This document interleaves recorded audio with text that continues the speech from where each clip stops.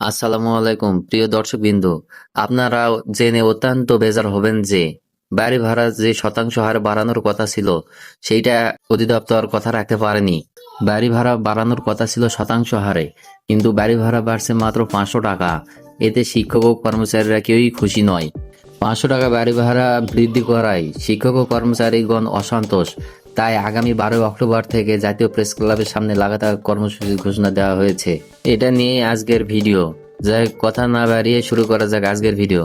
এমপিওভুক্ত শিক্ষকদের বাড়ি ভাড়া ভাতা বাড়লো 500 টাকা, প্রত্যাখ্যান করে অবস্থানের ডাক। আমাদের দাবি মানা হয়নি, তাই আমরা পূর্ব ঘোষণা অনুযায়ী 12 অক্টোবর থেকে জাতীয় প্রেস ক্লাবের সামনে লাগাতার অবস্থান কর্মসূচি পালনের সিদ্ধান্ত নিয়েছি। এমপিওভুক্ত শিক্ষক কর্মচারীদের বাড়ি ভাড়া 500 টাকা বাড়িয়েছে সরকার, তবে শিক্ষকরা তা প্রত্যাখ্যান করে আন্দোলনের ডাক দিয়েছেন।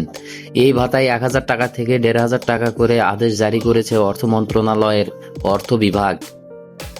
তবে শিক্ষকরা তা প্রত্যাখ্যান করে মূল বেতনের 20% হারে বাড়ি ভাড়া এবং চিকিৎসা ভাতা 500 টাকা থেকে বাড়িয়ে 1500 টাকা করার দাবিতে আগামী অক্টোবর থেকে জাতীয় প্রেস ক্লাবের সামনে লাগাতার অবস্থান কর্মসূচি পালনের ডাক দিয়েছেন। অর্থ বিভাগের প্রভৃতি অনুবিভাগের উপসচিব মোসাম্মদ শরীফুন্নেছা রবিবার বিকেলে bdnews24.com-কে বলেন, এমপিওভুক্ত শিক্ষকদের বাড়ি ভাড়া ভাতা 1000 টাকা থেকে 1500 টাকা নির্ধারণ করে আদেশ জারি করে তা শিক্ষা মন্ত্রণালয়ের মাধ্যমিক ও উচ্চ শিক্ষা বিভাগ এবং কারিগরি ও মাদ্রাসা শিক্ষা বিভাগে পাঠানো হয়েছে। গত 30 সেপ্টেম্বর তারিখে জারি করা ওই আদেশে অর্থ বিভাগ বলছে, প্রশাসনিক মন্ত্রণালয়ের আদেশ জারির মাধ্যমে এ ভাতা কার্যকর হবে। এ ভাতা শিক্ষকদের পরিশোধে যাবতীয় আর্থিক বিধি-বিধান অনুসরণ করতে হবে জানিয়ে আদেশে আরও বলা হয়েছে, ভাতা সংক্রান্ত ব্যয়ে ভবিষ্যতে কোনো অনিয়ম দেখা দিলে বিল পরিশোধকারী কর্তৃপক্ষ তার জন্য দায়ী থাকবেন। গত 7 আগস্ট শিক্ষা উপদেষ্টার দপ্তর থেকে পাঠানো প্রস্তাবের প্রেক্ষিতে শিক্ষকদের বাড়ি ভাড়া ভাতা বাড়িয়ে আদেশটি জারি করেছে অর্থ বিভাগ। এমপিওভুক্ত শিক্ষক কর্মচারীরা জাতীয় বেতন স্কেল অনুযায়ী বেতন পান।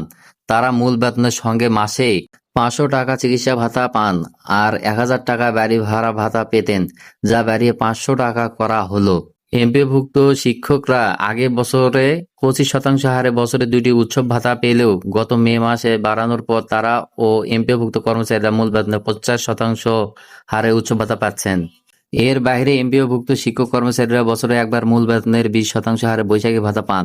শিক্ষা ব্যবস্থা জাতীয়করণের দাবিতে গত 13 আগস্ট জাতীয় প্রেস ক্লাবের সামনে অবস্থান নিয়ে সমাবেশ করেন এমপিওভুক্ত শিক্ষকরা। পরে শিক্ষকদের 12 সদস্যের প্রতিনিধি দল সচিবালয়ে গিয়ে শিক্ষা উপদেষ্টা চৌধুরী রফিকুল আবরারের সঙ্গে দেখা করে এমপিওভুক্ত শিক্ষক কর্মচারীদের শতকরা হারে মূল বেতনের কমপক্ষে 20% বাড়ি ভাড়া দেওয়ার দাবি জানিয়েছিলেন। ওই প্রতিনিধি দলের নেতৃত্ব দেওয়া এমপিওভুক্ত শিক্ষা জাতীয়করণ প্রত্যাশী জোটের সদস্য সচিব অধ্যক্ষ দেলোয়ার হোসেন আজিজি রবিবার বিকেলে bdnews24.com-কে বলেন, 500 টাকা বাড়ি ভাড়া ভাতা বৃদ্ধি আমরা প্রত্যাখ্যান করেছি। এমপিওভুক্ত শিক্ষক কর্মচারীরা কমপক্ষে মূল বেতনের 20% হারে বাড়ি ভাড়া চান। এর সঙ্গে আমাদের চিকিৎসা ভাতা 500 টাকা থেকে বাড়িয়ে 1500 টাকা করা এবং এমপিওভুক্ত কর্মচারীদের উচ্চ ভাতা মূল বেতনের 50% থেকে বাড়িয়ে 75% করার দাবি জানাচ্ছি। আমাদের দাবি মানা হয়নি, তাই আমরা পূর্ব ঘোষণা অনুযায়ী 12 অক্টোবর থেকে জাতীয় প্রেস ক্লাবের সামনে লাগাতার অবস্থান কর্মসূচি পালনের সিদ্ধান্ত নিয়েছি।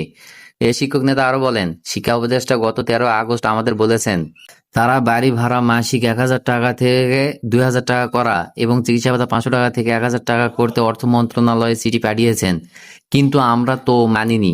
পরে শিক্ষা উপদেষ্টা মূল বেতনের শতকরা হারে বাড়ি ভাড়া দিলে কত টাকা খরচ হবে সেই হিসাব শিক্ষকদের দিতে বলেছিলেন। আমরাও হিসাব তাদের কাছে দিয়ে এসেছিলাম।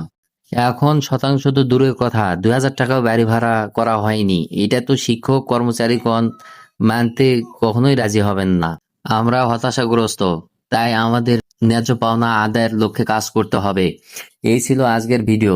যদি এরকম আরো ভিডিও পেতে চান অবশ্যই চ্যানেলটি সাবস্ক্রাইব করবেন, আর যদি ভিডিওটি ভালো লেগে থাকে অবশ্যই একটা লাইক দিয়ে পাশে থাকা বেল আইকনটি ক্লিক করে রাখবেন। ধন্যবাদ সকলকে ভিডিওটি সম্পূর্ণ দেখার জন্য।